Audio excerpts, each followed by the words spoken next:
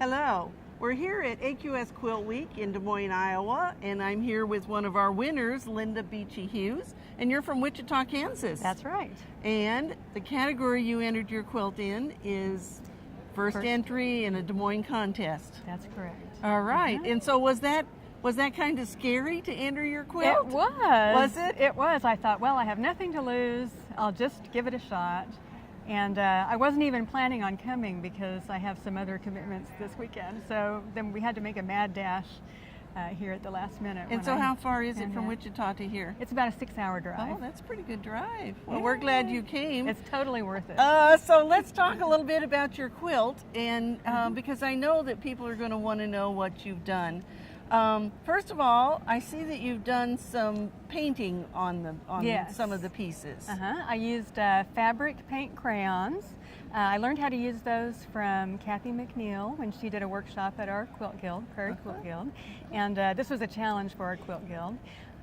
So I just took the paints and just very fine, just a little bit wet, and just brushed them on wherever I wanted a shadow to appear. And so that gave it depth so that your cups look round now, don't they? Right. Yeah, that was an easy way to do that without having to applique all those pieces. Yeah. And you know, I don't have any kind of art background or anything like that, but there was just enough instruction that I went ahead and gave it a shot. So. Now, you told me that you used your silhouette machine in several ways on this quilt, so tell us what you've done with that. I used a silhouette Cameo, and I designed all of the quilt right there in the software, so you can see exactly what you're doing. It's similar to Illustrator or something like that, the way you use the program. And then you can send that straight to the cutting machine, the designs. So this was our challenge fabric here, and they had to be Dresden plates. So I put the fabric on my mat and directly fussy cut them using the machine. Wow. And then I cut the applique interfacing for the applique shapes. And I put that behind those after I pieced those fussy cut pieces and turned the edges under. And then the edges under. All the other pieces were also cut out with the silhouette Cameo, the interfacing. Gosh, you know, I haven't talked to anybody that's done that. And so, it's wonderful. Does it take a lot of experience to be able to use that silhouette machine? No, they have a lot of tutorials. They have videos right in the help menu in the software, so it's easy to use. Well, tell us what you've done on the edge of this quilt, because it looks like rickrack, but it isn't rickrack. No, it's not. I cut stiff interfacing using the Cameo in these scallop shapes, and then I applied that to the fabric and turned all the edges under. So there's 2 layers that I sandwiched together and then just top stitched around. And then I just applied it like you would prairie points. Having that interfacing in there, though, makes it so it stands out nice and straight, doesn't it? Yes. Where if it were that big rickrack, it would be a little waffly, wouldn't it? Yes, and I think it helps the quilt hang straight. Okay, and then you quilted it? I quilted it just on my domestic machine, and mostly just walking foot.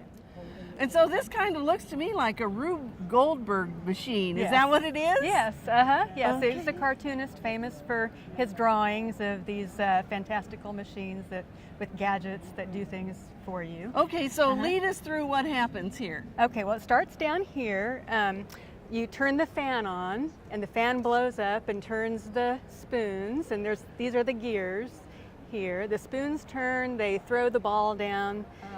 The ball is being held by these tongs. The ball cracks the egg, and the spoons also pull the tongs apart so the egg can fall down. These are turning, and the egg falls into the little Easy Bake Oven holder here. It's my favorite toy from childhood. And so the gears are turning. This comes through here and will eventually come out and fall into the plate. This little belt here still turns the gears, and the gears come up and come over here and turn the little cherry tomatoes that get cut on the knife and fall into the bowl. They're still turning up here. They turn the coffee pot, which pours the coffee down, which pulls down the weight, which pulls up on this switch for the juice-o-matic, so you get your orange juice here. And in the meantime, they continue turning here, and they come down and turn the toaster on, so you'll have some nice toast to go with your egg. What fun. You know what?